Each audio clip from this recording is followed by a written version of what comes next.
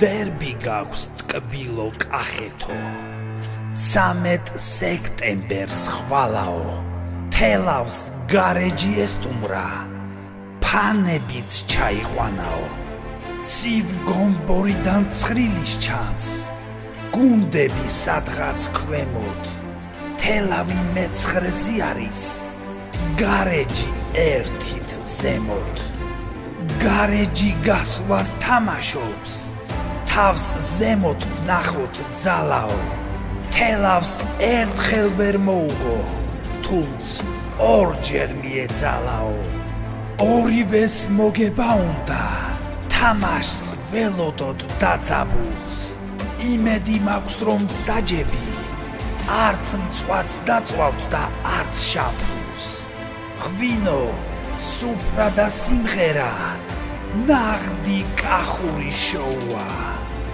ისეთი ბრძოლა იქნება რომ ავთქვათ დედა მოუა ქვაბი შემოდგით ცეცხლზე და ხორცი ლამაზად დაჭერით ვნახოთ რომელ გუნდს შეხვდება ხაშლამის კარგი ნაჭერი საჯმა ჩასტვინა სასტვენი იქვე კი მწვადი იწვება თელავში ნაღდი კახური დიდი კლასიკო იწყება 13 სექტემბერს თელავში კავკასიონი არენაზე ეროვნული ლიგის 24 ტურში კახური დერბი თվել კლასიკო გაიმართება.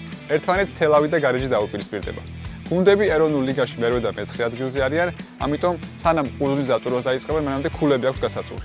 შეხვედრა საინტერესო უნდა გამოვიდეს, რადგან ორივე გუნდი ეროვნულ ლიგაში დასარჩენად იბრძვის. კარგი იქნება თუ რთველ კლასიკოზე სტადიონი გაივსება. იმედი მაქვს პირველი და მეორე ტაიმი უხგოლიანი, ხოლო მესამე უხმწვადიანი იქნება. ეროვნული ლიგის ამ სეზონში თელავი და გარეჯი ერთმანეთს ორჯერ შეხვდნენ. პირველი შეხვედრა ფრედ 0-0 დასრულდა, ხოლო მეორე თელავმა მოიგო 1-0. მოკლედ კახურად რომ გითხრათ ანგარიშები, პირველი იყო მშრალი და მეორე ნახევრად მშრალი. შოფერ ხოფერთან ერთად გეტყვით რა უნდა ვიცოდეთ გუნდებს. ეროვნულ ლიგაში თელავი და გარეჯი აქამდე ორჯერ შეხვდნენ ერთმანეთს. ერთი შეხვედრა თელავმა მოიგო, ერთი მატჩი კი ფრედ დასრულდა. ეროვნული ლიგის მიმდინარე სეზონში თელავი თამაშის საშუალოდ 4 კუთხურს აწვდის. გარეჯი კი 3ჯერ ურტყამს კარში. თელავი თამაშის საშუალოდ 2 ბარათს იღებს, გარეჯი კი 1 გოლს უშვებს. ჩემი პროგნოზია კი, ანუ ორივე გუნდი გაიტანს გოლს. როგორც უკვე ვთქვით, სატურნირო ცხრილის ცოტა ბოლოსკენ არიან გუნდები, შესაბამისად ნებისმიერი ქულა მათთვის მნიშვნელოვანია.